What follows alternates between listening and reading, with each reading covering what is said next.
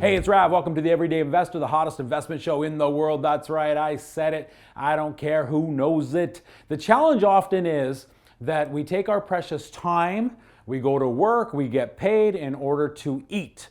But imagine a life where money could make you money so that you could work a little less, have more time for those things that matter most. Family, friends, engaging in some sort of purpose greater than yourself. That's what this show is all about, teaching you how to grow your money. Don't go anywhere. We'll be right back. We have been lulled into this false sense of low cost of money for over 30 years. And, now is time to pay the piper with respect to some of the economic policies we've seen since 2008 specifically. The mortgage world has changed. Has your advice? Are you looking for a modern approach to your mortgage planning process? Advice tailored to your unique, ever-changing circumstances? Whether you're upsizing, downsizing, purchasing, or refinancing, the Kyle Ford Mortgage team works with individuals and companies to custom tailor the right mortgage product for you. Working with a wide selection of lenders, we're here to serve our clients and help them achieve their real estate and retirement goals. Contact the Kyle Ford Mortgage team today, Canada's mortgage choice. Hi, it's Darren Mitchell from Control and Compound. If you're a real estate investor or business owner, you know the cookie-cutter approach to financial planning doesn't work for you. You've got to be in control of your money. You've got to save and store your money differently than other people. At Control and Compound, we are the wealth coaches for real estate investors and business owners. We show you how to save your money, grow your money tax-free, multiply your money tax-free, and spend it tax-free. To learn more, please check us out at controlandcompound.com/everydayinvestor, where viewers of this show get a complimentary education session.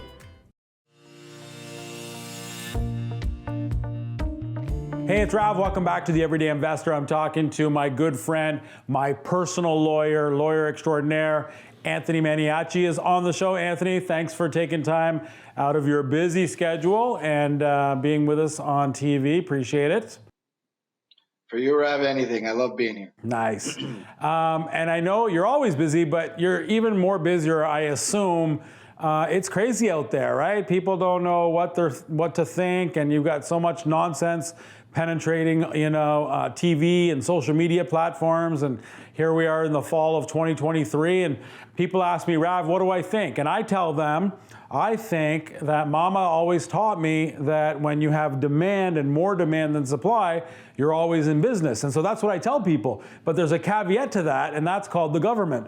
And so they can manipulate and steer this any way they want, and they have, right or wrong, with interest rates. And so what's Anthony seeing out there? What is your paternal advice to just everyday people, even everyday investors like yours truly? I'm an open book, Anthony, and as investors, we're taught to have the biggest mortgage possible, grab cheap money, put it in the market, put it in real estate, and we're taught to do it on variable because the last 50 years, variable is one. So yours truly, big mortgage, variable, even though I'm prime minus 0.9, yeah, me too is now paying whatever it is, 6.5%, 7%. Sure. And so, and then a lot of the money I put into stock options, and then even the good companies, the really good companies, that's all I do is blue chips, the Amazons, Microsofts. My riskiest stock is Tesla, if you call it risky.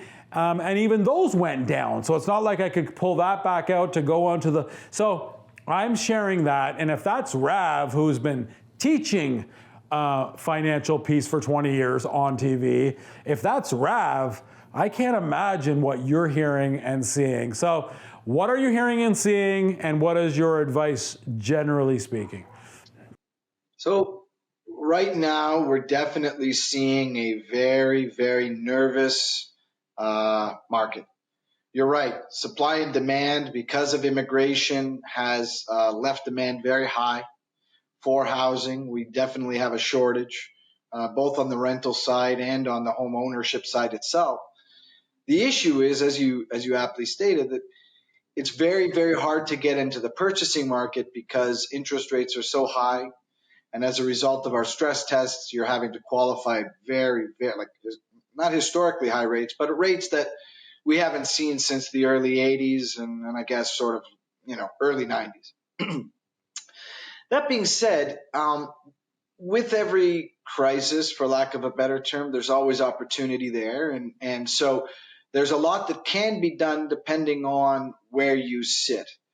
The real issue with all of this is that, most people are used to putting as little as they can down, leveraging it as much as possible. And so those days are over. And I think that we're now in a recalibration phase where, listen, it's not like people didn't buy rental properties back when interest rates were sitting at 13, even 18% back in the early 80s and early 90s.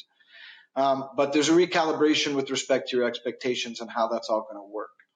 And so where we were in an environment where it was all about using other people's money to make money for ourselves, I think that most people have to look to themselves to be putting a little bit more down to ensure, if nothing else, they break even.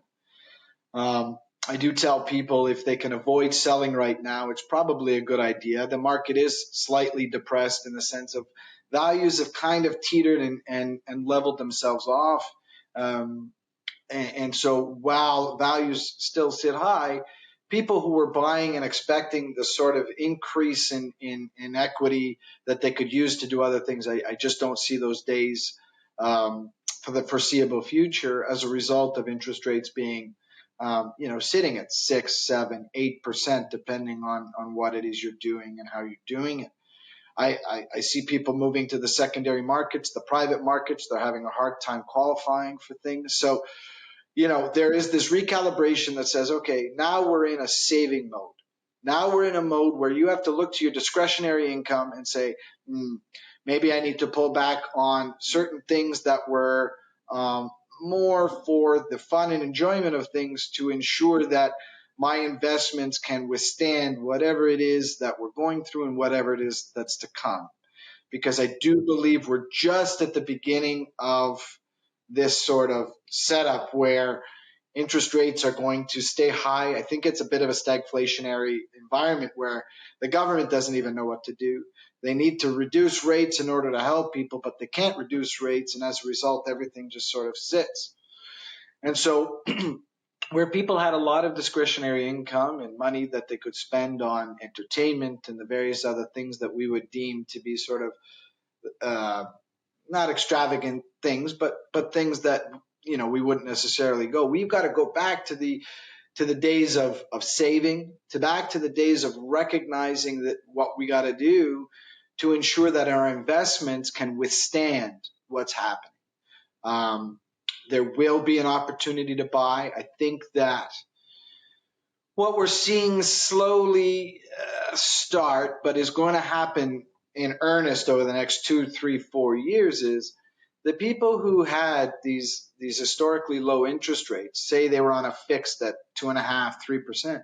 Those people their mortgages are going to come due over the next 2, 3 years.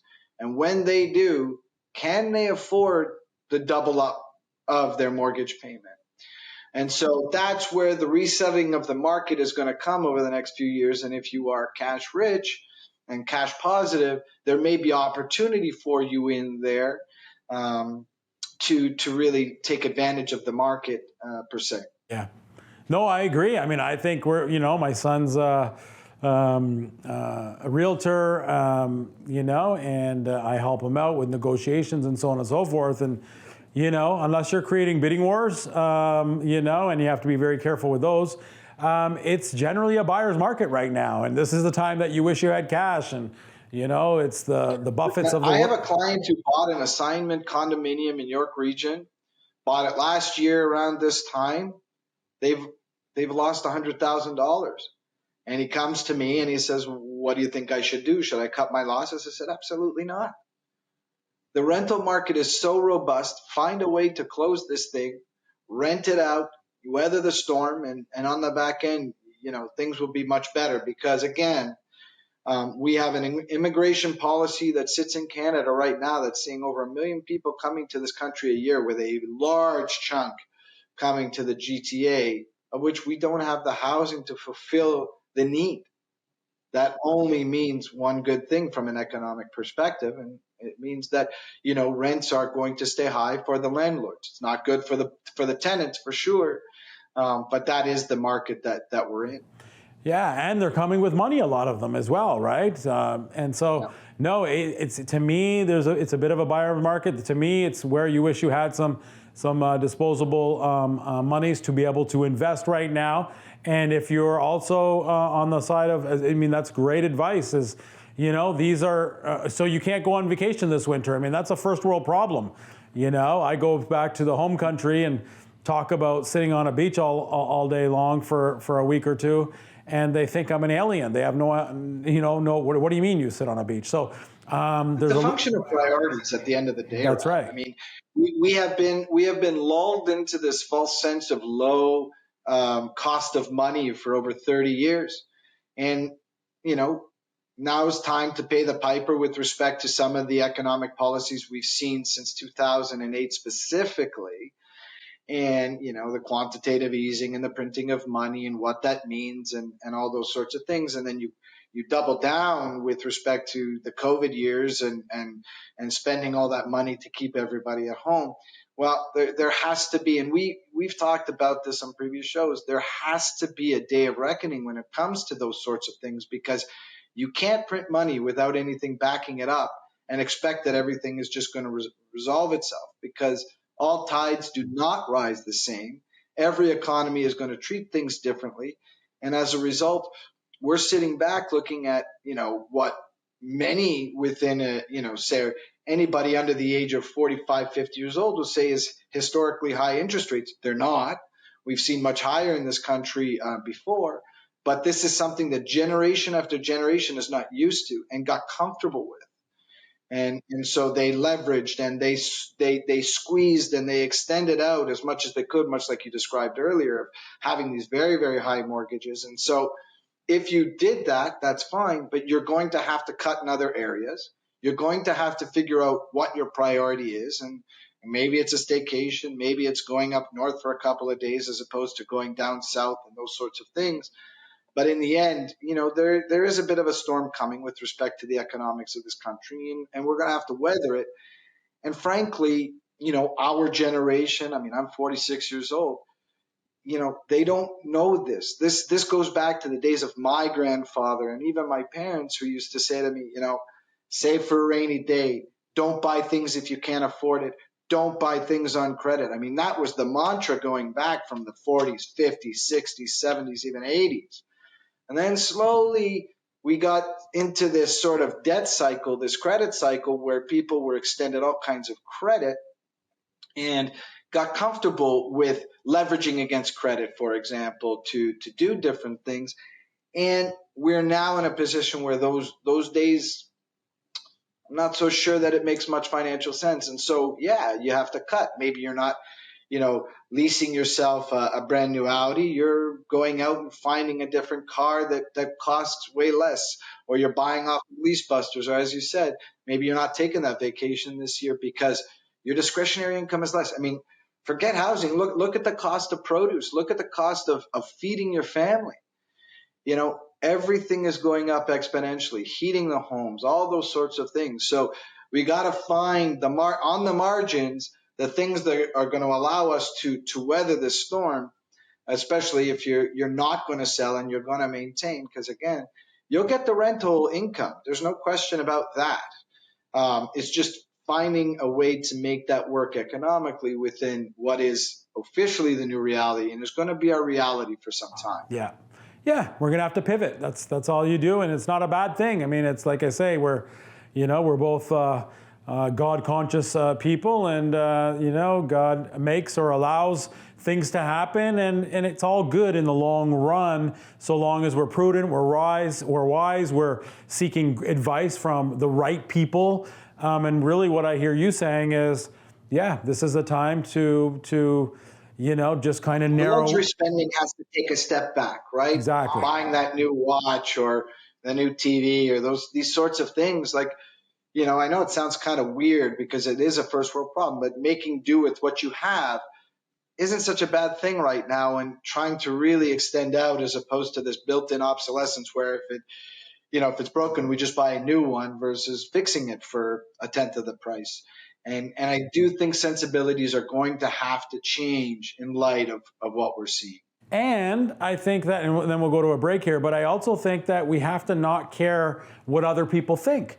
Don't be, ashamed, embarrassed. I mean, nobody knows what somebody else is going through. I mean, they could be in trouble just as much, but, showing off. So do what you have to do and don't worry about trying to keep up with any Joneses that live around you or so on and so 100%. Forth. If you can sleep at night, if you have good relationship with, your families and friends and your nucleus, then whether we're gonna go out for a high-end steakhouse or whether we're gonna grab a burrito together, the point is that we're together and we're enjoying, life. We're talking to my good friend Anthony Maniaci. We're talking about legal matters. Don't go anywhere. Anthony's gonna come back with his 5 top tips. You don't want to miss it. We'll be right back.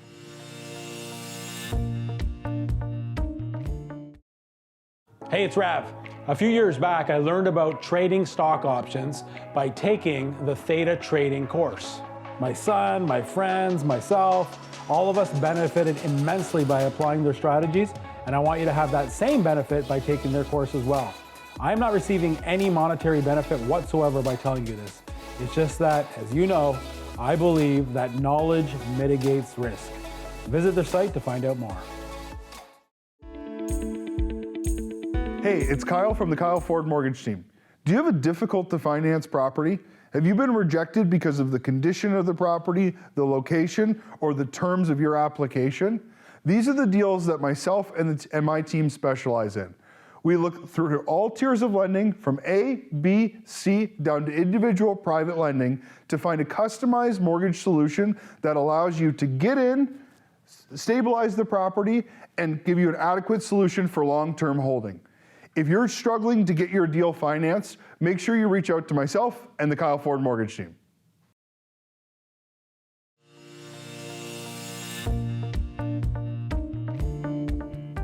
Hey, it's Rav. Welcome back to the Everyday Investor. We're talking legal matters with lawyer extraordinaire, my personal lawyer, Anthony Maniaci. Anthony, thank you for, at the young age of 46, but with kids and a big lineage of lawyers in the family, thank you for giving us some great paternal advice. And that's what I want to park in right now. You've come with the 5 top tips to pivot in the current times.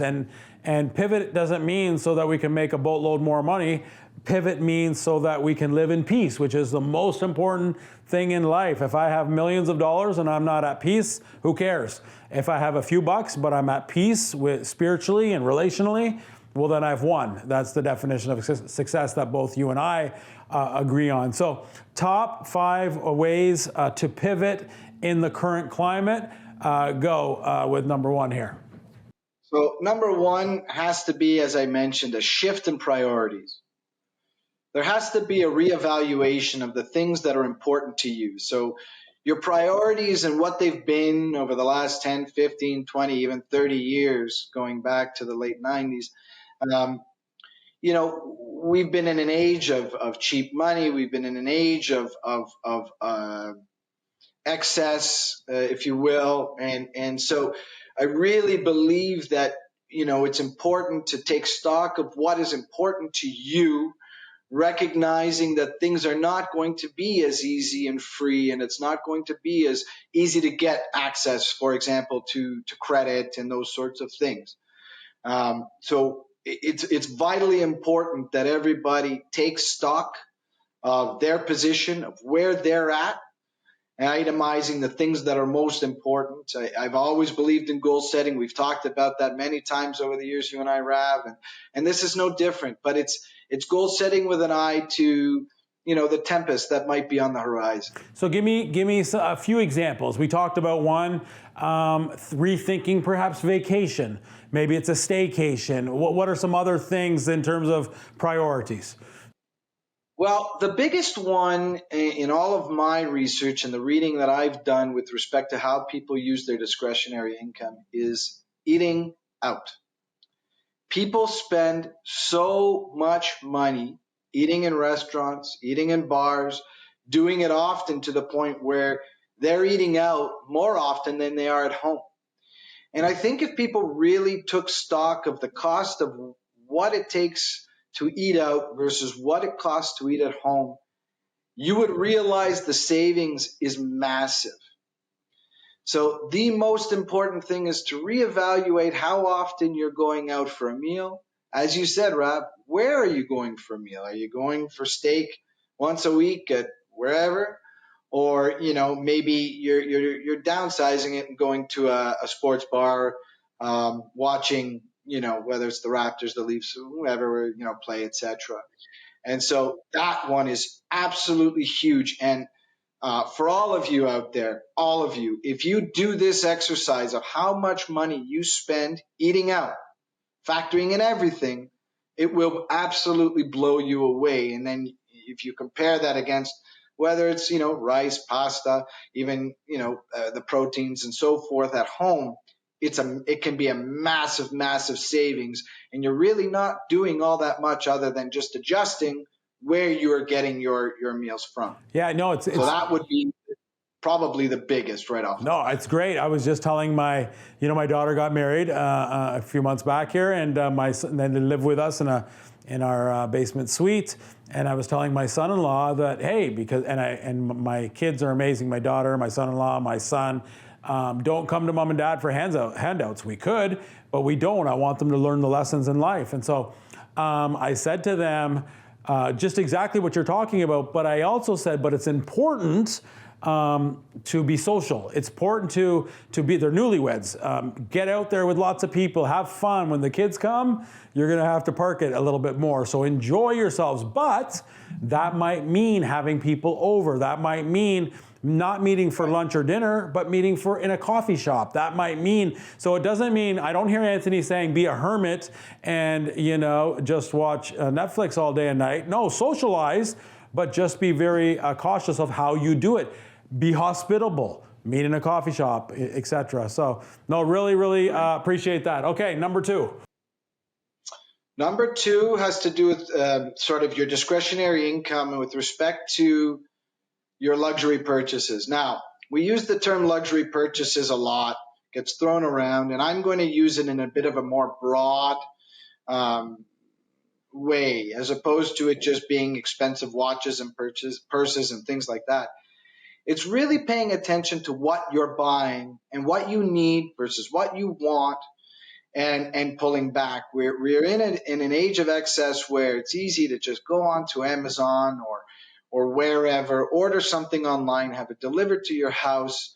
You put it on the credit card, and so you're not really paying attention to how much it's costing you and so forth. And so, again, do you really need to buy a new suit, or can you make do with what you've already got? Do you really need those new pair of shoes, or can you make do with what you've got?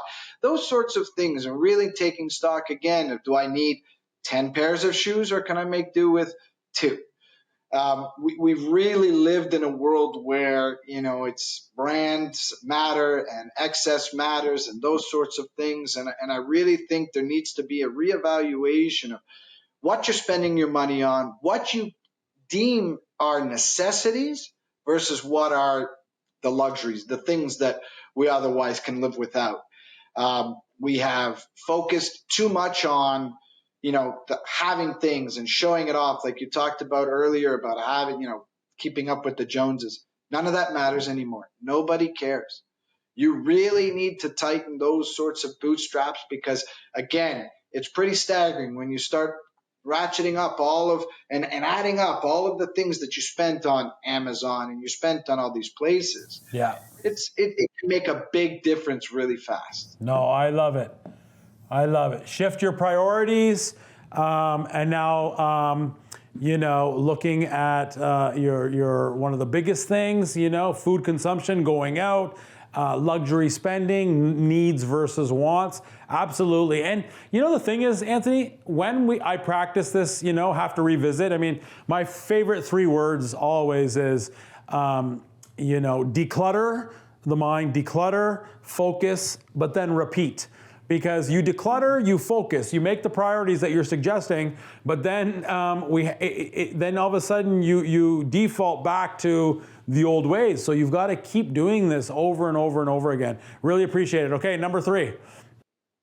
Number 3, and this is going to seem a little odd, but bear with me, everyone.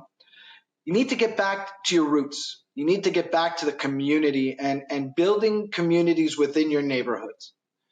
I think that we have gotten away from knowing our neighbors and spending time with our neighbors and getting out there and really developing a sense of community. And I think that the more time you spend not in your car, the more time you spend not spending money doing other things, but maybe just hanging out in your backyard, having a drink or a coffee with your neighbor and the kids, it's a big deal, because you start factoring in wherever you're driving, the cost of gas, number 1, the cost of maintenance and upkeep of your vehicle, number 2, if you're taking public transit, the cost of public transit, and on and on. And I really believe that if we got back to a sense of community, you're not spending your time driving 30 minutes from here to there to go see your friend. You're going to go next door, and all of a sudden, now you're not putting kilometers on that vehicle, you're not spending money on Ubers, all those sorts of things. And you've been able to say, that's not to say don't spend time with those friends and don't do those sorts of things. But I do believe that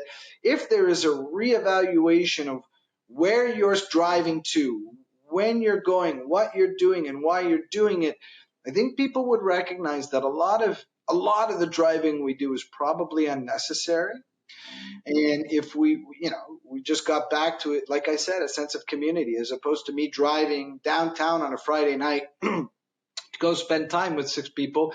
Maybe it's, those people were just hanging around in the neighborhood and doing those sorts of things. Or the kids are playing soccer and we're just sitting on the sidelines hanging out while the kids are hanging out. All of a sudden, what we're doing to keep ourselves occupied and active doesn't have to cost what it used to. That's right. Yeah. And we're a lot more at peace and having fun.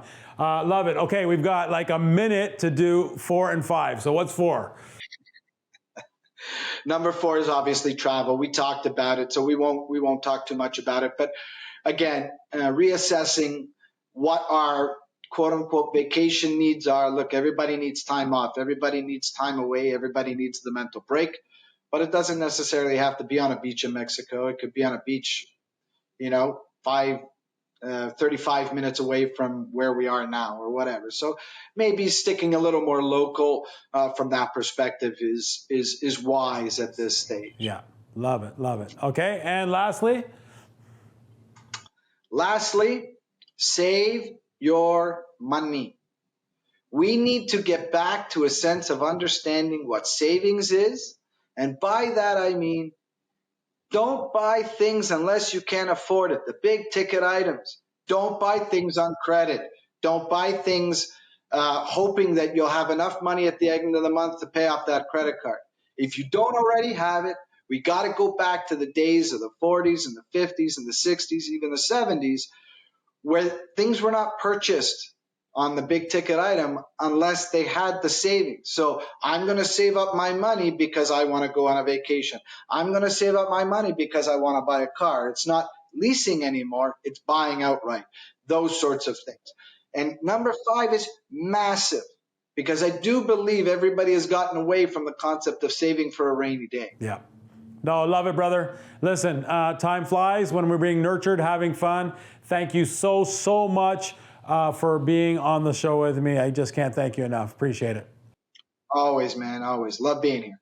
And thank you guys for watching. Without you, we would not have a show. To watch this show again and to go over these valuable gems here, make sure you go to everydayinvestor.com. You can watch this show, any other ones. It's kind of like on demand. Sign up to get these shows in your inbox every single week. Until then, we'll see you next week, same place, same time. Honey, I love you. I'll be home soon. Bye, everyone.